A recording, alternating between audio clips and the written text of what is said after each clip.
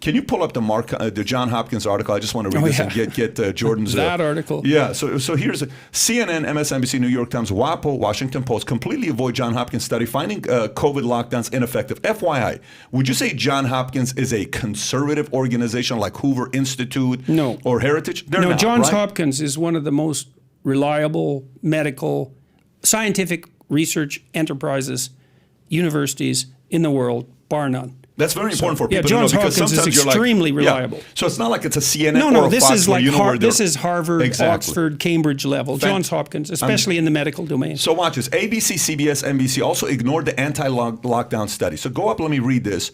So here we go. There has been a full-on media blackout on the study online, the ineffectiveness of lockdowns to prevent COVID deaths.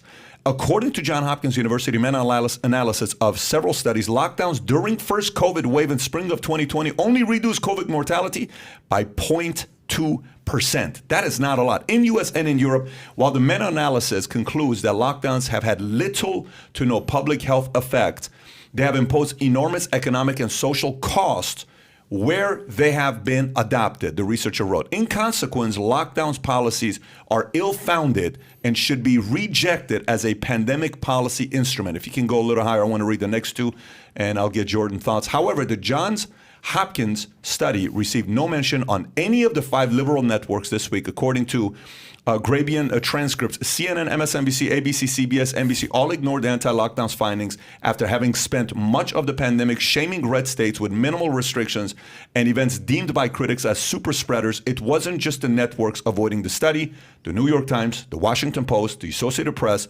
Reuters, USA Today, Axios, Politico, amongst other outlets also tuned a blind eye to the findings according to search results. Jordan, how important is this research? Like, how important is this analysis that we're reading here right now? What does this tell us? Well, I should tell you what a meta-analysis is Please. to begin with. Well, imagine there's a group of studies done on a particular topic, and you write a review, and you try to interpret the findings. That was called a narrative review. You use your opinion, in some sense, to wade through the data and try to understand what the compilation of studies reveals. Well, there were techniques developed 25 years ago that are statistical, where you can aggregate the statistical results from studies statistically. So you do a statistical analysis of all the statistical analysis, and that's a meta-analysis, and hypothetically it's more objective. And there's some truth to that claim. You still have to select which studies to include, but I don't believe that that was a detriment in this particular case. And so solid methodology. And it's basically something approximating a cost-benefit analysis, and that's tough too, because it's not that easy to assign costs and benefits in a quantitative manner. Having said all that, it's an amazing study, not only because of what it reveals, which is a 0.2% decline in overall mortality, but also in that the researchers felt so strongly about their findings that they came right out and said that this was ineffective policy.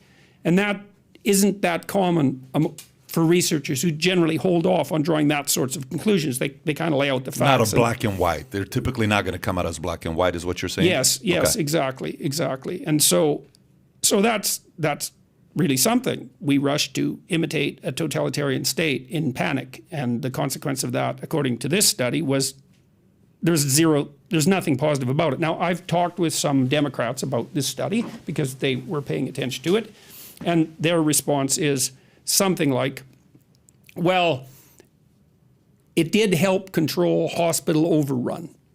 And time will tell whether or not that's true. I think the data suggesting that COVID vaccines decreased the seriousness of illness when people contracted COVID who were vaccinated, I think that data is credible.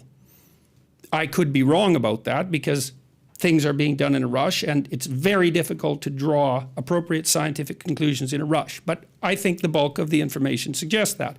But I also think that is not how they were marketed, and that was not the initial intent, to merely reduce severity of the illness. It was to reduce transmission and so forth. And then, of course, this is a cost-benefit analysis, which says, yeah, there was some gain on that front, conceivably, maybe, although all-cause mortality doesn't seem to have gone down much at all. But the economic the secondary consequences were devastating. And, well, we don't even know what the secondary consequences are yet.